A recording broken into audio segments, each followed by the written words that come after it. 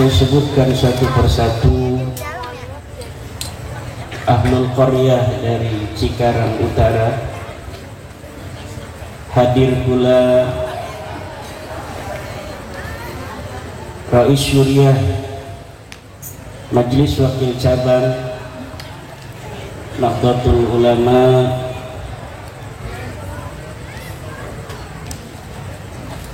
dari Cikarang Utara, Ketua MWC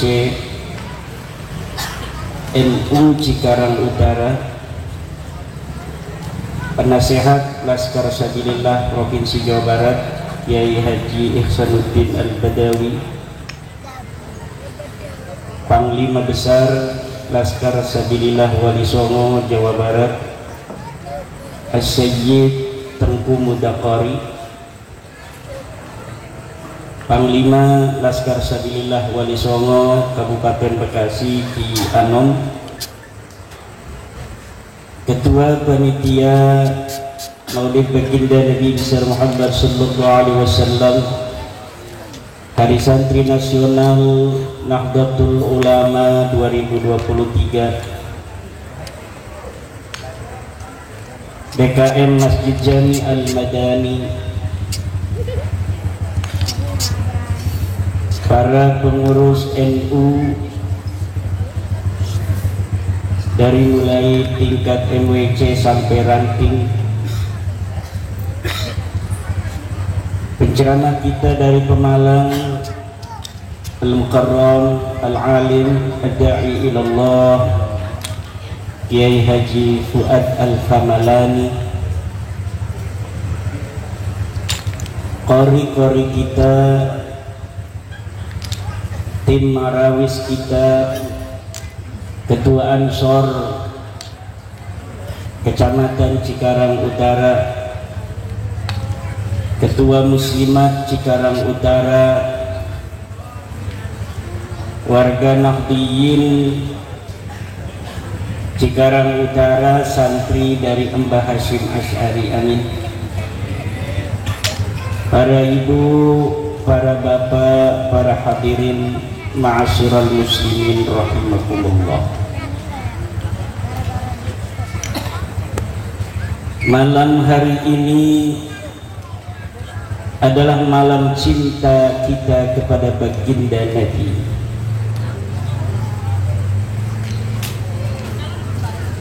Nabi yang menjadi rahmat untuk semesta alam, Nabi yang kelahirannya membawa berkah bagi kita semua ila yaumil qiyamah. Dialah matahari, dialah rembulan, dialah penyejuk dada, dialah hiburan mata, dialah ayah sang batul, dialah kakek dari Al-Hasan dan Al-Husain.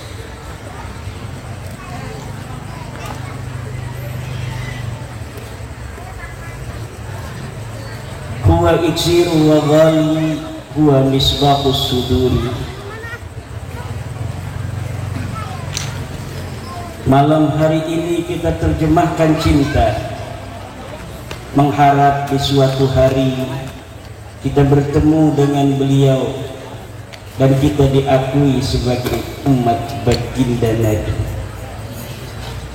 Beliau adalah habibana wa syafi'ana wa maulana Muhammadin wa maulana Muhammad wa maulana Muhammad. Hari Santri Nasional 2023 adalah hari rayanya para santri. Yang disebut dengan santri bukan hanya dia yang mondok di pesantren. Yang disebut santri adalah dia yang pernah ngaji pada kiai di masjid, dia yang pernah ngaji di musola pada kiai, dia yang ngaji mingguan, dia yang ngaji bulanan, semuanya adalah santri. Karena yang namanya ngaji tidak kenal mantan santri, tidak kenal mantan murid kiai.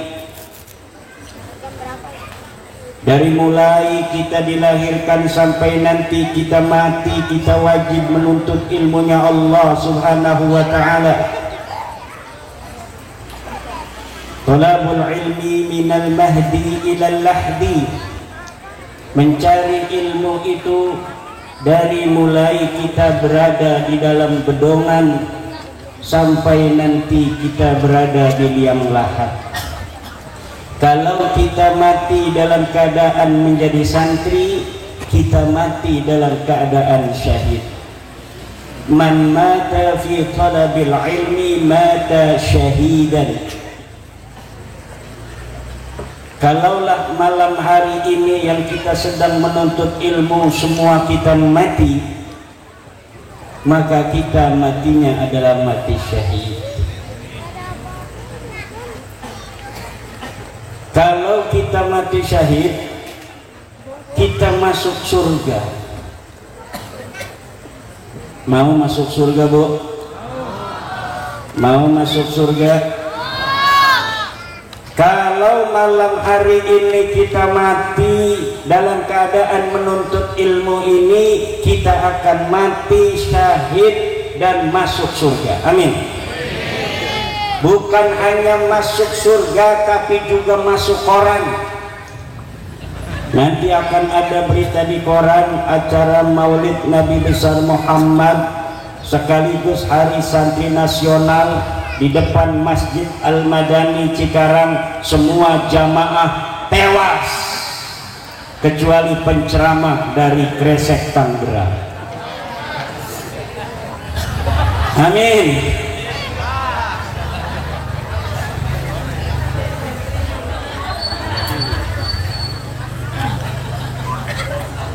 Kata Mbah Hasyim Asy'ari, siapa orang yang ngurusi NU maka dia akan aku anggap sebagai santriku, dan siapa orang yang aku anggap sebagai santriku maka aku akan doakan dia mati husnul khatimah beserta keluarganya. Kata Mbah Ridwan Abdullah, kalau ngurusi NU jangan takut nggak makan.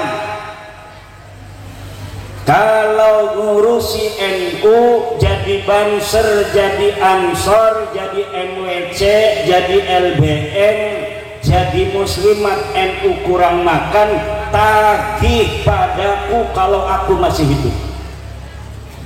Kalau aku sudah meninggal, tagih di depan batu nisanku. Kenapa Mbah Ridwan Abdullah, pencipta lambang Nahdlatul Ulama, begitu yakin, seyakin-yakinnya orang yang ngurusi NU akan banyak rezekinya? Kenapa? Karena ngurusi NU itu ngurusi orang ibadah, ngurusi NU itu ngurusi kiai, ngurusi NU itu ngurusin santri. Kerjanya kiai, kerjanya santri cuma mengaji, cuma mengajar. Ngurusi NU itu ngurusin warga Nahdliyin, bapak-bapak yang pengajian di masjid, bapak-bapak yang pengajian mingguan, ibu-ibu yang pengajian mingguan di majelis taklim. Itu yang diurusi oleh NU. Semuanya adalah ibadah. Ibadah itu takwa. Wa may yattaqillah yaj'al lahu makhraja wa yarzuqhu min haitsu la yahtasib. Makanya rizkinya orang NU itu kebanyakan min haitsu la yahtasib. tiba-tiba ada ngeriung dapat berkat, betul. Tiba-tiba ada inna lillahi wa inna ilaihi raji'un, dapat amplop. Tiba-tiba Kiai Ihsan dapat telepon dari Bupati. Kiai Ihsan tahun ini ikut pergi haji dengan rombongan gubernur dan bupati. Itu min haitsu la yahtasib. Sayyid Qori bisa bangun pesantren min haitsu la yahtasib. Saya pergi haji 2010 itu min haitsu la yahtasib. Gus Dur jadi presiden, orang pengen jadi presiden, kita lihat di televisi sekarang ribetnya minta ampun, betul. Gus Dur jadi presiden min haitsu yahtasib, tidak mengeluarkan uang sepeser pun. Makanya ketika Gus Dur jadi presiden tidak pernah mikirin bagaimana caranya mengembalikan modal, karena memang tidak modal. Penuh seluruh hanya mikirin negara, penuh seluruh hanya mikirin rakyat. Betul apa tidak? Kiai Ma'ruf Amin jadi wapres min haitsu la yahtasib. Malamnya nggak tahu, besoknya mau didaftarkan ke KPU, baru tahu malamnya bahwa dia dipilih sebagai calon wakil presiden. Tidak mengeluarkan uang, tidak begana, tidak begini, tidak menyusun strategi, jadi wakil presiden min haitsu la yahtasib. Profesor Dr. Mahfud MD lihat kemarin di televisi, betul. Ini pengen jadi calon wakil presidennya Ganjar, yang ini pengen jadi cawapresnya Ganjar, yang ini sudah masang-masang baliho seluruh Indonesia, miliaran sudah keluar, kagak dipilih tuh sama Ganjar sama Megawati. Profesor Mahfud MD karena dia orang NU, dapat barokah NU, ngurus NU tanpa keluar uang, jadi calon wakil presiden Republik Indonesia. Bisa jadi 2029 ketua MWC NU Cikarang Utara jadi menteri. Amin, amin. Rois Suriahnya jadi one team press. Amin. Makanya ngurusin NU bismillah Allah. Bismillah tawakkaltu alal. Bu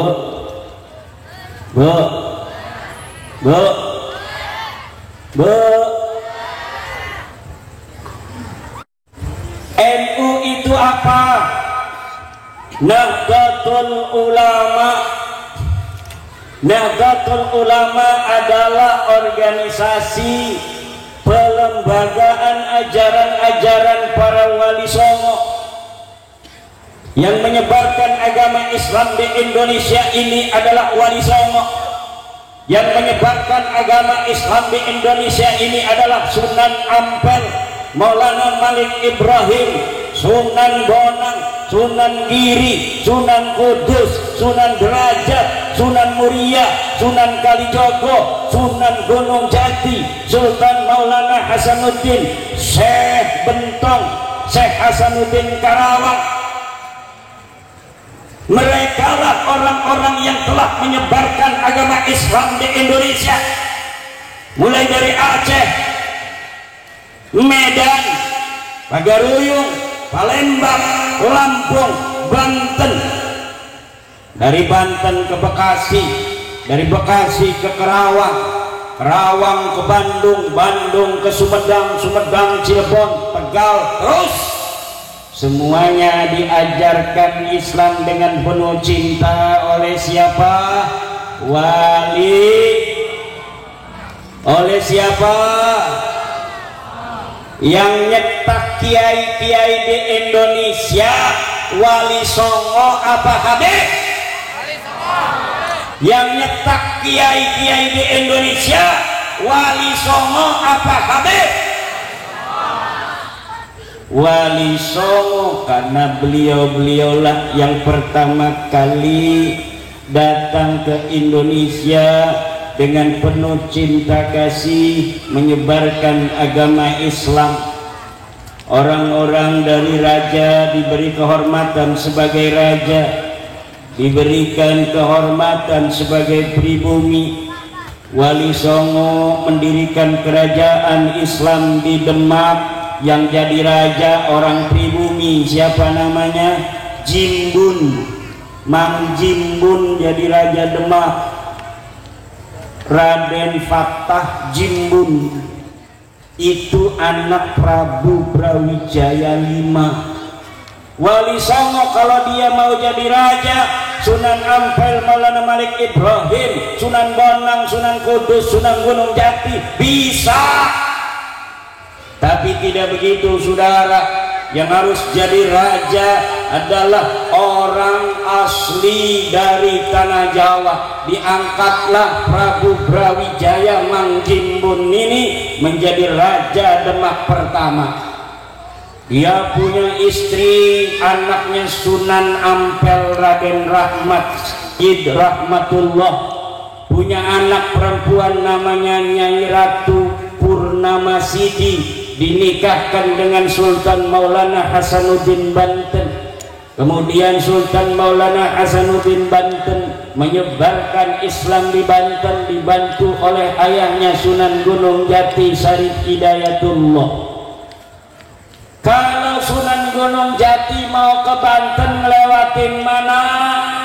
Cikarang. Kalau Sultan Maulana Hasanuddin mau ke ibunya yang ada di Cirebon, ke ayahnya yang ada di Cirebon, lewatin mana? Cikarang. Maka jangan heran kalau Islam di Cikarang ini kuat. Jangan heran kalau Islam di Bekasi ini kuat. Kenapa? Karena biasa diinjak-injak para wali, saudara. Alhamdulillah. Bahkan menurut satu riwayat, Syekh Hasanuddin yang ada di Kerawang, beliau lebih tua daripada Sunan Gunung Jati. Kenapa? Karena Syekh Hasanuddin, Syekh Kuro Kerawang itu gurunya dari neneknya Sunan Gunung Jati. Nggak main-main. Orang sini zaman dulu perempuan sudah mesantren. Abad ke-15 1400 Nyai Subang Larang itu wanita, dia sudah mondok.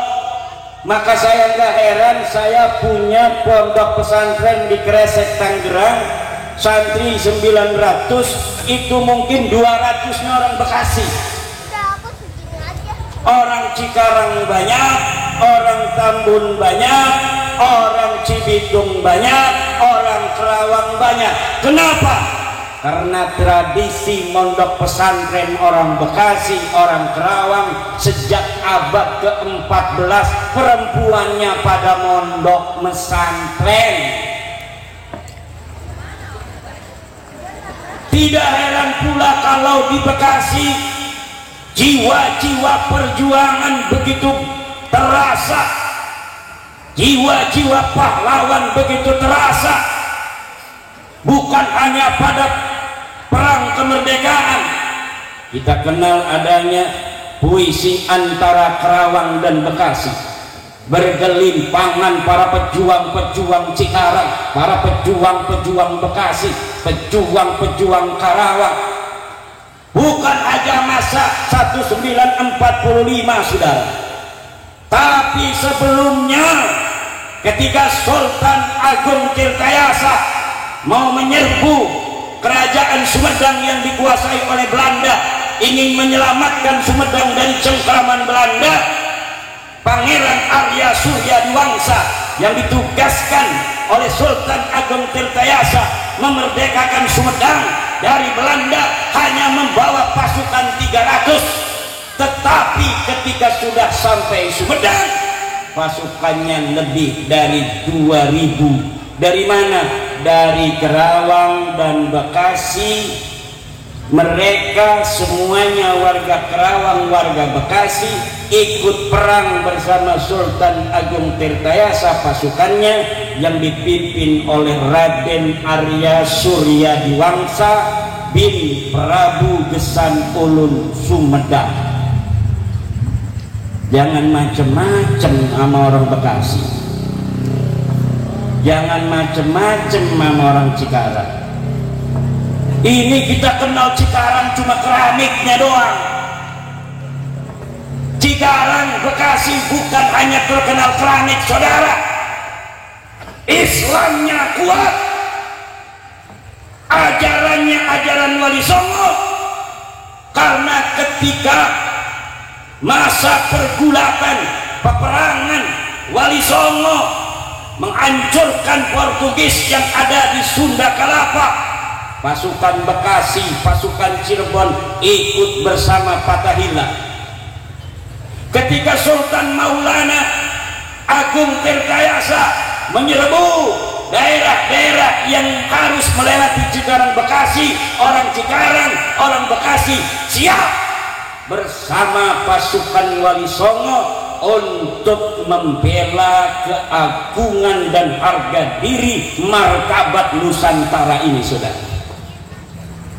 Makanya muncul jawara-jawara dari Bekasi tahun 1800. Coba lihat di mana orang bisa bergolak melawan Belanda. Di dua tempat. Pertama Banten, di Cilegon, sebelumnya didahului oleh jawara dari Bekasi yang memimpin pasukan jawara untuk memerdekakan bangsa kita.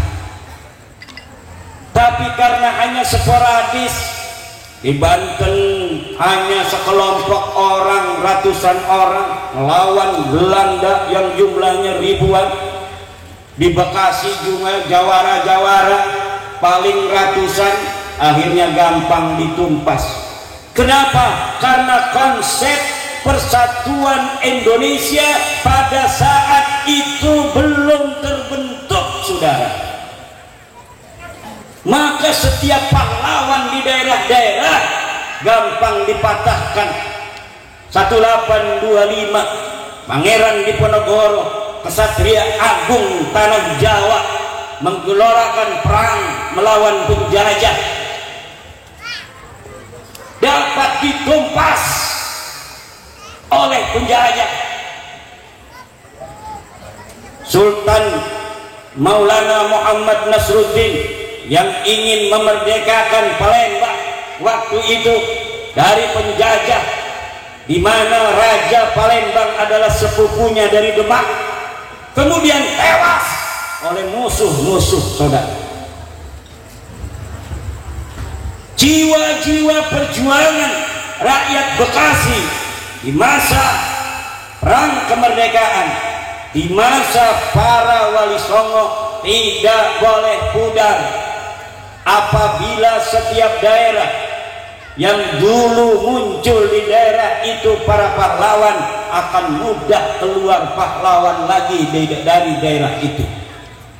Kalau kampung dulunya ada kiai, maka mudah kampung itu akan keluar kiai. Kalau kampung itu ada pahlawan, maka akan mudah kampung itu keluar pahlawan. Kalau di kampung itu dulunya gelap, ditaruhin santri dua, ambil menantu santri, insya Allah 2 generasi itu kampung jadi kampung kiai. Orang kagak mau sholat itu di kampung, mabokan tiap hari. Coba yang paling cantik kawinin nama santri, 2 tahun santri wakwa cerai, tapi dia punya anak.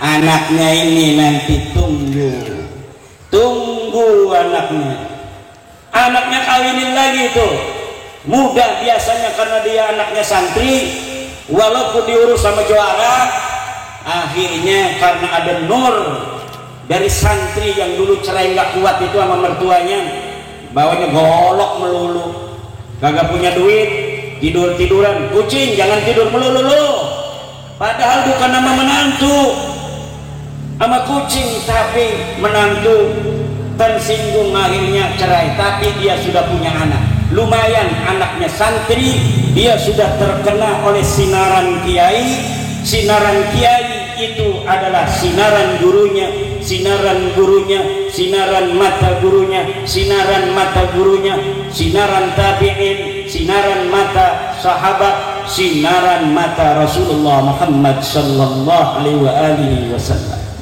Dalam setiap pandangan mata itu ada kekuatan rahmatullah.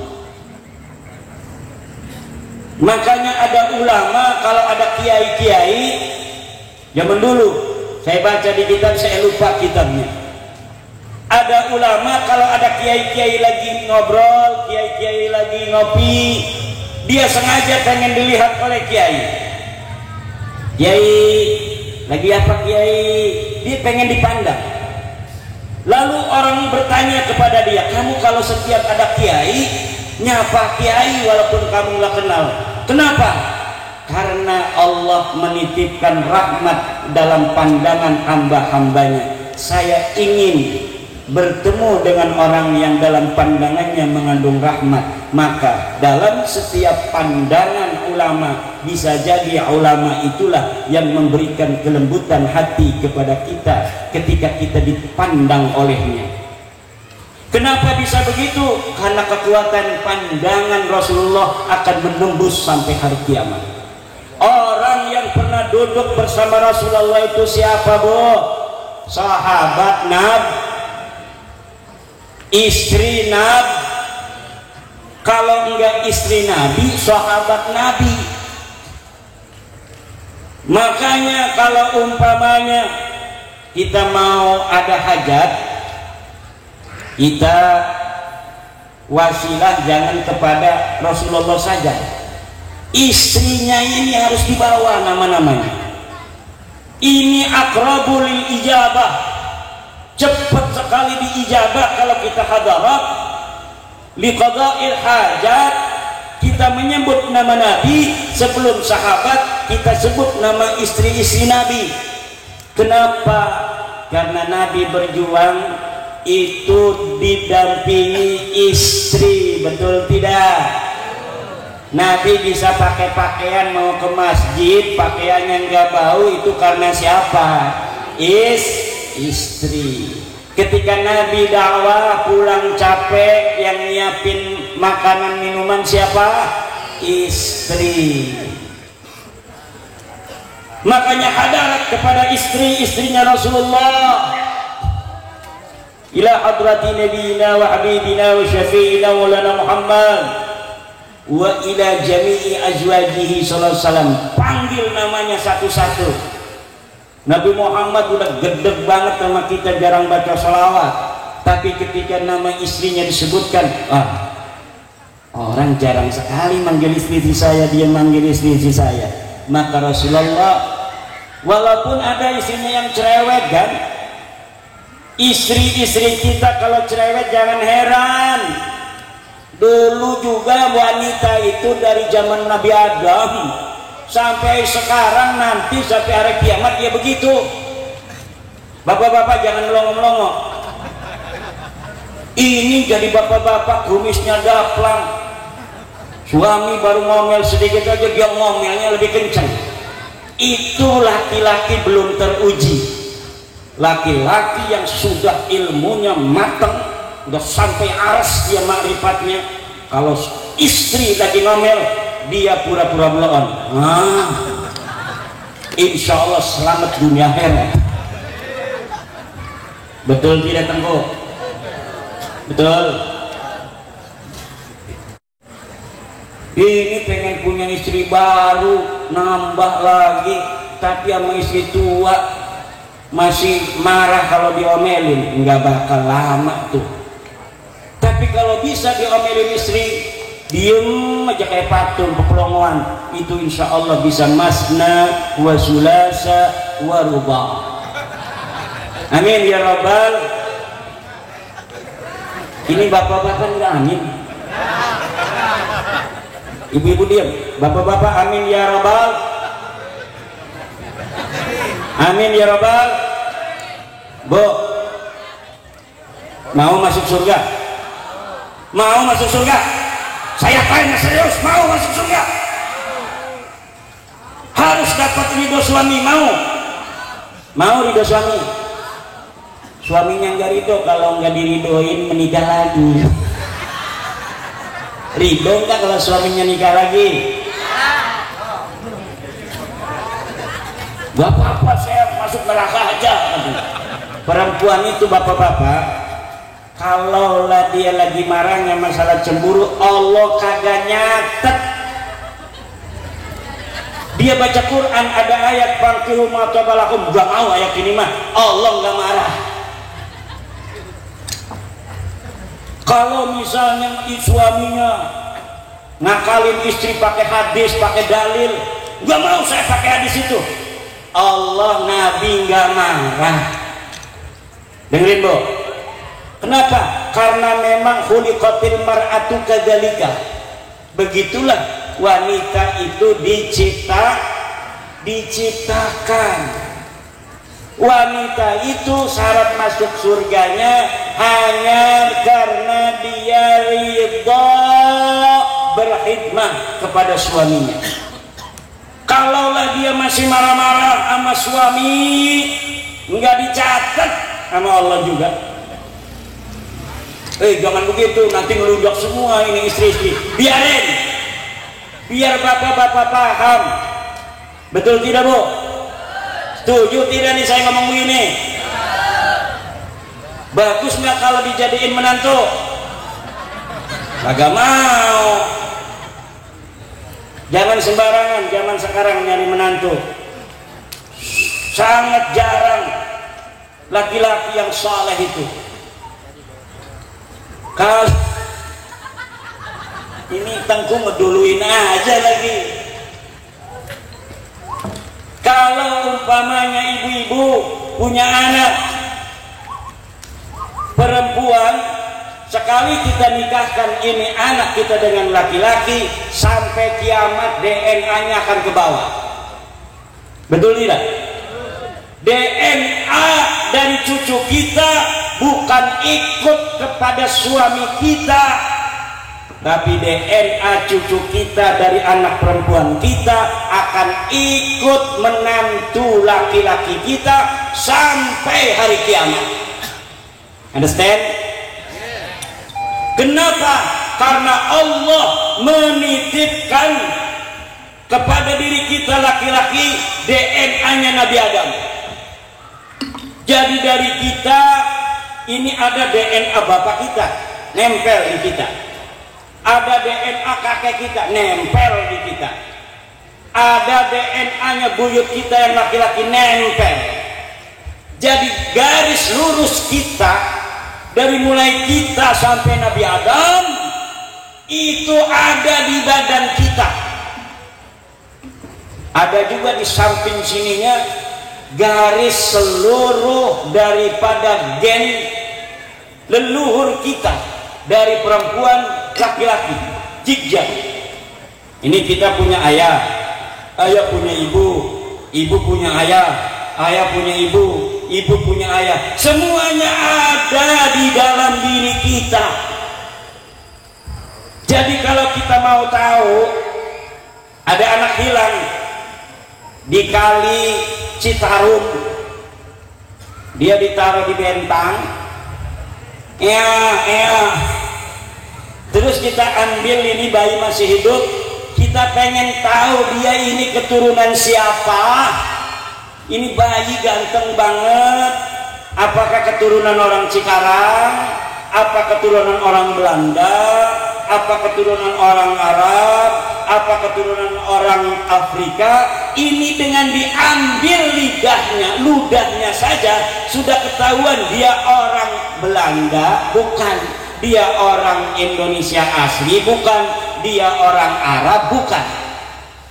Itu gampang diambil ludahnya, diperiksa di kantor Badan Riset Nasional, Badan Riset Inovasi Nasional. Kalau haplogrupnya ini ini adalah turunan Raja Brawijaya, turunan Raja Siliwangi, haplogrupnya O.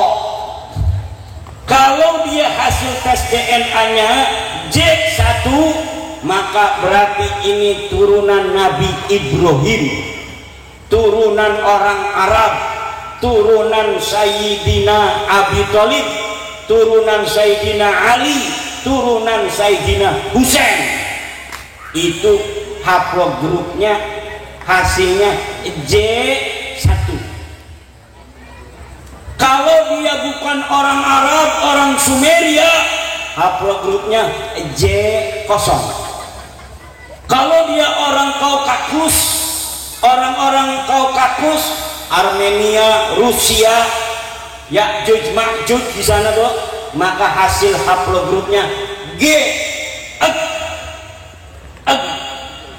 Google lah, itu haplogrupnya orang-orang Khazar, Yahudi Khazar. Ada yang ngomong keturunan Ya'juj Ma'juj, Samiri, Yuyak, Amenhotep. Nah itu haplogrupnya G. Ada haplogrup E, itu banyak dari Afrika. Haplogrup R, ada juga dari Yahudi Askenazi yang R. Jadi di dalam diri kita, kalau kita nikahin ini dengan turunan sembarangan, ibu-ibu, ini orang kagak dikenal, kita kawinin, DNA-nya akan bersama anak kita ila yaumil qiyamah. Jangan sembarangan nikahin orang. Ada orang kagak dikenal, ajak bujuknya, juntrungannya, kita kawinin aja sama anak perempuan kita. Maka ini akan membawa DNA ila yaumil qiyamah. Bagaimana dong Kiai cara kita nikahin anak perempuan kita? Nikahin dengan orang yang sudah ketahuan solehnya. Bapaknya suka sholat, ibunya suka sholat, dianya suka sholat. Itulah menantu yang baik untuk anak kita, keturunan kita ila yaumil qiyamah. Bu, kedengaran apa tidak? Maka zaman sekarang ini zaman ilmu pengetahuan, tidak bisa orang mengaku-ngaku keturunan Brawijaya. Kalau dia di tes DNA ngakunya keturunan Brawijaya, pas hasil haplogrupnya bukan O, maka dia bukan keturunan Brawijaya. Kalau dia ngaku-ngaku keturunan Rasul, keturunan orang Arab Rasul itu, tapi haplogrupnya bukan haplogrup J1, maka dia bukan keturunan Nabi. Karena syarat keturunan Nabi yang pertama adalah dia harus keturunan orang Arab. Orang Arab itu haplogrupnya J1. Bagaimana dia ngaku keturunan Rasul kalau haplogrupnya bukan orang Arab, Arab acan.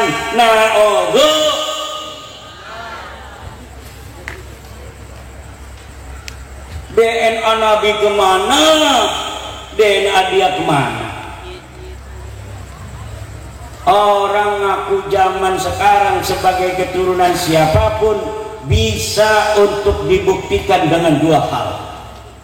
Pertama, silsilahnya harus sesuai dengan Al-Kutubul Mu'tabarah fi kulli jailin, harus sesuai dengan kitab-kitab Mu'tabarah fi ilmin nasabi fi kulli jailin, dalam setiap generasi. Sekarang ini generasi keturunan Nabi Muhammad dari jalur Sultan Maulana Hasanuddin Banten hari ini 404139. Itu lengkap turunan Sunan Gunung Jati sampai ke Rasulullah melalui Musa Al-Kadzim.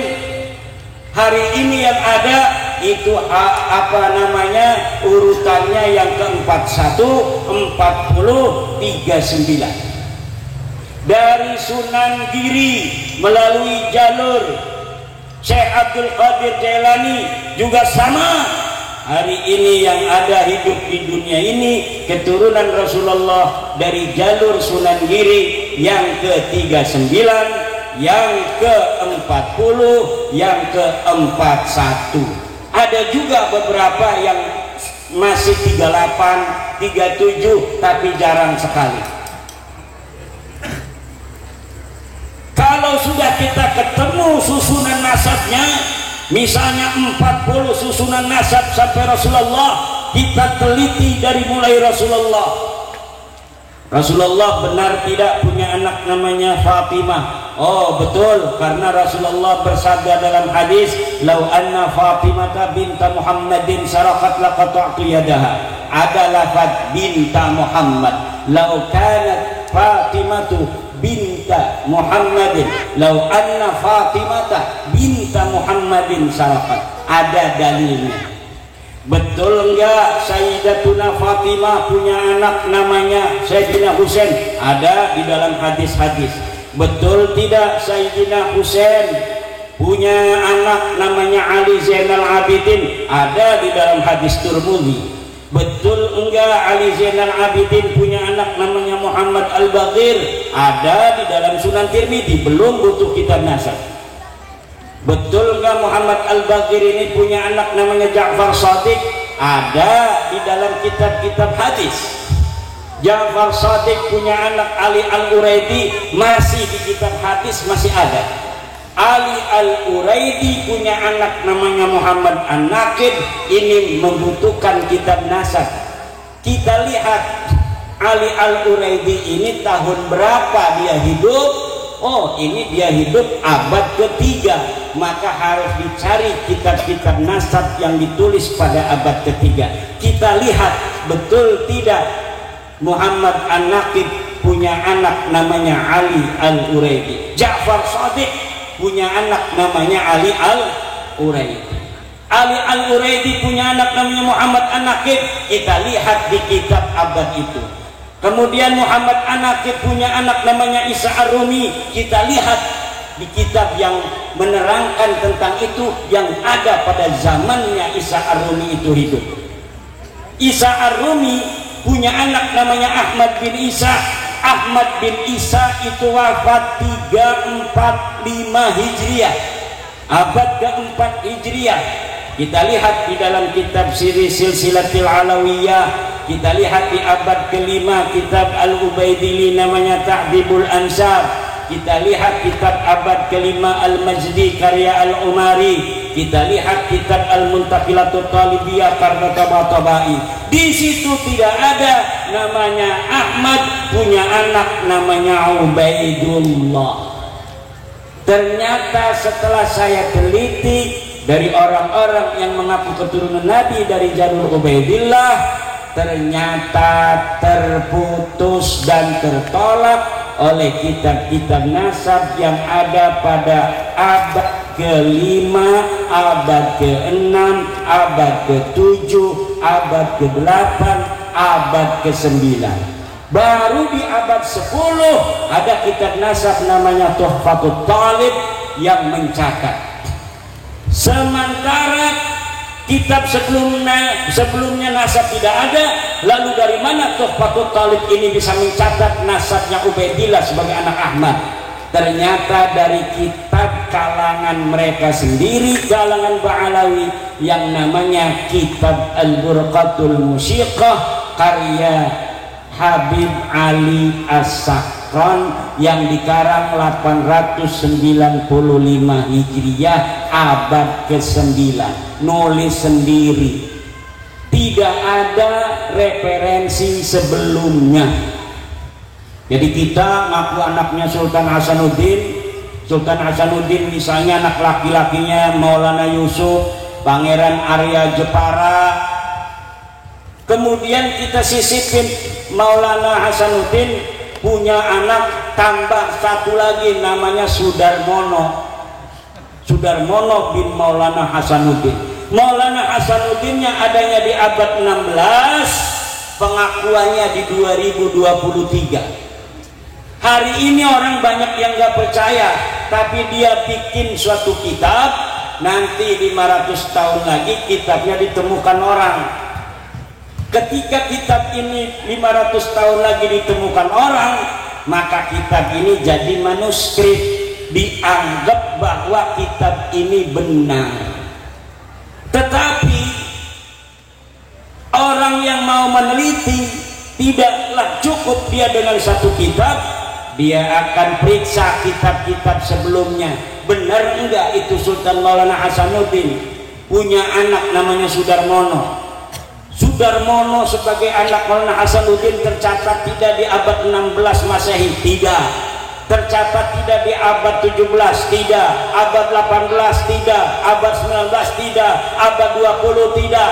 Abad 21, 2023 baru ada anaknya Sultan Maulana Hasanuddin namanya Sudarmono. Ini jelas nasabnya nasabun munqati'un, nasabun mardudun, nasabun batilun, nasabun muntahalun.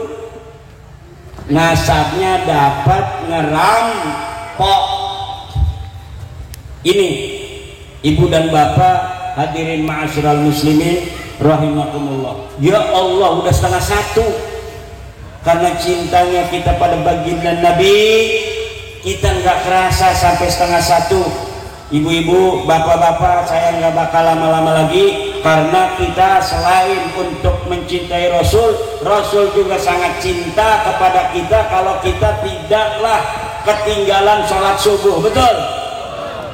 Pagi-pagi kita harus bikin uduk atau beli uduk untuk suami. Betul? Betul tidak, Bu? Jangan-jangan nggak pernah bikin uduk untuk suaminya. Harus mulai besok ibu-ibu bikin uduk untuk suaminya. Amin. Ibu-ibu nyiapin lontong, nyiapin kopi, nyiapin rokok buat suami. Lihat suami rokoknya apa, kalau lah masih sebatang langsung beliin, jangan sampai habis duluan. Amin. Itu begitu saja syarat kita sebagai perempuan untuk bisa menjadi raja nanti di dalam surga. Bu, bu, bu, ibu-ibu ini nantinya jadi ratu kayak Ibu Iriana Jokowi. Pak Jokowi itu jadi raja Indonesia itu hanya 270 juta jiwa, tapi istrinya begitu mulia, dihormati, mau kemana-mana digelar karpet merah sampai pesawat. Betul tidak? Nanti mah ibu-ibu orang Cikarang Utara, kalau dia berbakti pada suami, kalaulah suaminya ridho kepada istri, maka suaminya jadi raja satu planet itu khusus untuk suami ibu. Rakyatnya disiapin mislud dunia maroten. Dunia ini dikali lipat penduduknya ada berapa? Dunia sekarang penduduknya cuma 8 miliar. Nanti ibu-ibu punya suami, suaminya ini jadi raja, penduduknya 16 miliar. Kita jadi raja, tidak usah kita kampanye, jadi RT aja dihormatin, jadi camat aja dihormatin, apalagi di surga kita jadi raja, jadi 16 miliar penduduk disiapin Allah untuk mengabdi kepada kita, untuk membahagiakan kita dan istri kita. Dan ini ibu-ibu nih bakalnya tasnya yang paling mahal. Kemana aja pergi dari rumah itu bidadari kanan kiri sudah mendampingi menyiapkan kembang. Jadi ibu lewat itu ditaburin kembang-kembang. Kemudian mau masuk ke pesawat langsung dibukakan pintu, mau ke mobil langsung helikopter disiapin. Kemana saja kita jalan-jalan. Kadang jalan ingin ketemu Nabi Muhammad, alhamdulillah. Kalau kita di dunianya kayak begini, pernah maulid, insya Allah kita bisa bertemu di dalam surga bersama Nabi Muhammad. Kita akan hadiri pernikahan Nabi Muhammad nanti. Ada di surga pernikahan yang paling megah. Pernikahan siapa? Pernikahan Nabi Muhammad dengan Siti Maryam. Orang-orang seperti Siti Maryam yang belum nikah di surga dinikahkan. Anak ibu-ibu yang kecil mati, nanti dia akan dinikahkan dengan perempuan yang masih kecil juga meninggal. Anak ibu-ibu yang masih perawan mati di dunia ini jangan disedihi. Wih, belum kawin dia udah mati. Nanti di surga dia akan dinikahkan dengan perempuan-perempuan perawan yang juga mati waktu di dunia, dan jumlahnya pas. Allah itu maha perkasa, Allah maha kuasa. Semua perempuan yang mati sebelum nikah itu akan sama dengan semua laki-laki yang mati sebelum nikah. Orang-orang gila, ibu-ibu orang gila sering ngelihat orang gila. Jangan-jangan suaminya gila juga. Itu orang gila, jangan dikira orang gila nggak masuk surga ya. Jangan macam-macam orang gila. Orang gila itu orang yang dicintai Allah. Dia hidup gratis di dunia, makan, ngising, tidur, tapi dia nggak dicatat amal jeleknya. Kalau dia sholat dia nggak diapa-apain, tapi dia masuk surga karena pangkatnya sama dengan atfalul musyrikin. Anak-anak kecil orang Kristen kalau matinya kecil dia masuk surga. Itu orang-orang gila. Sama nanti dia akan dimasukkan ke dalam surga oleh Allah Subhanahu. Kalau gilanya dari kecil itu, kalau gilanya dari umur 17 tahun, maka 2 tahun ketika dia mulai balik sampai 17 tahun itu aja yang dihisab. Umurnya sampai 80 tahun gila, itu tidak akan diapa-apain, dia gratis hidup di dunia tanpa dihisab. Enak jadi orang gila, udah jadi gila aja. Orang gila, makanya sama orang gila kita kasih makan. Jangan orang gila dianggap wali. Wih, diciumin tangannya. Orang gila nggak perlu cium tangan.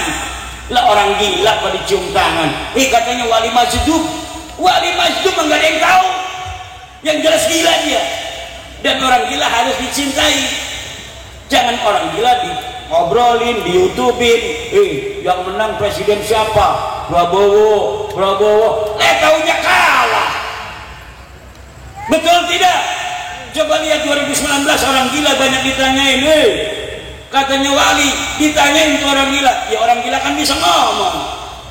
Ditanyain Prabowo apa Jokowi yang menang? Prabowo. Akhirnya yang menang Jokowi, malu juga itu yang nanyain, yang nge-YouTubein. Lah orang gilanya emang gak malu. Lah dia mau orang gila ini. Lah kita yang harus dihormatin siapa? Yang harus dihormatin itu ulama, bukan orang gila. Orang gila itu dicintai. Orang gila itu dicintai, disayangi. Kalau dia kelihatan dia itu nggak makan, kasih makan, jangan kasih duit. Dia nggak tahu duit, kasih makan. Kalau dia kelihatan haus, kasih minum. Nggak usah dibikinin rumah. Orang gila ini dia mah, kecuali keluarga kita sendiri. Makanya yang paling bagus kalau ada orang gila di keluarga kita hormatin, kita muliain, kita siapin rumahnya. Jangan sampai keluyuran. Kalau keluyuran pahalanya orang yang dapat. Nanti pahalanya orang yang dapat. Lebih baik kalau keluarga, bapak-bapak, ibu pada yang gila, siapin rumahnya. Kalau dia laki-laki, kalau bisa cariin jodoh. Mudah-mudahan ada yang mau bayar yang gede. Nih, kamu saya kawinin dengan dia, urus jangan sampai dia nggak mandi, urus jangan sampai dia ini sampai keleleran. Gaji kamu 1 bulan 10 juta.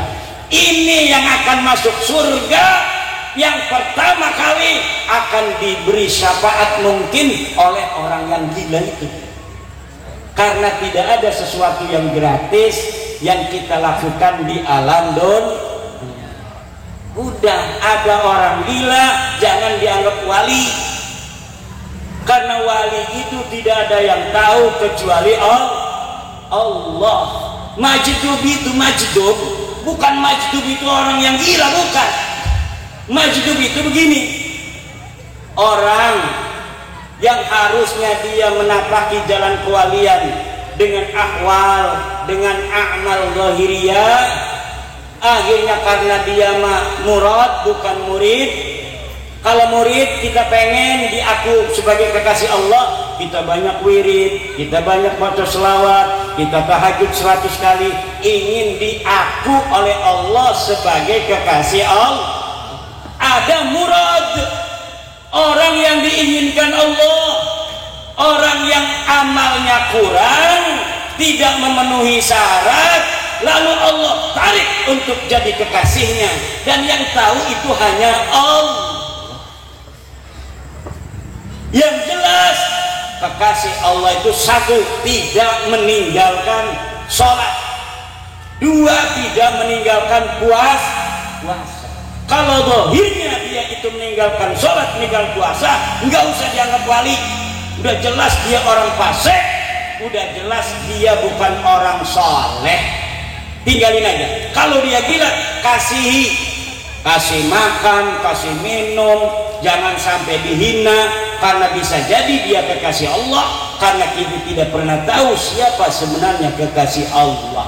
Jadi majdub itu bukan orang gila. Wali majdub adalah wali yang ditarik oleh Allah sebagai kekasihnya tanpa amal ibadah yang memenuhi syarat.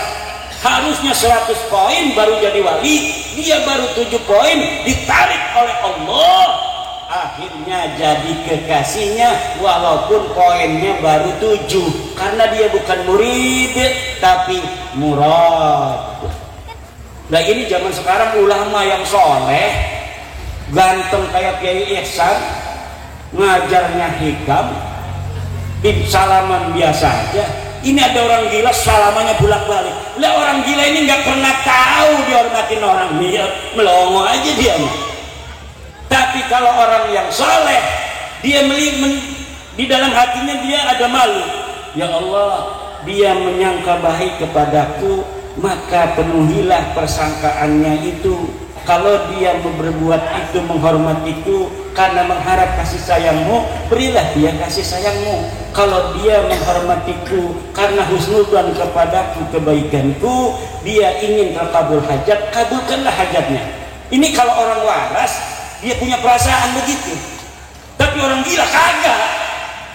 Orang gila diciumin segiling 50 kali juga biasa-biasa aja. Dia orang gila. Makanya kalau kita mau hormatin orang waras. Hormatin siapa? Ulama. Inna akramakum indallahi atqakum yarfa'illahu alladhina amanu minkum walladhina utul ilma darajat. Inilah ajaran Islam yang sahih, ajaran Islam yang benar. Wallahu huwal muwaffiq ila aqwamit thariq. Wassalamu alaikum warahmatullahi wabarakatuh.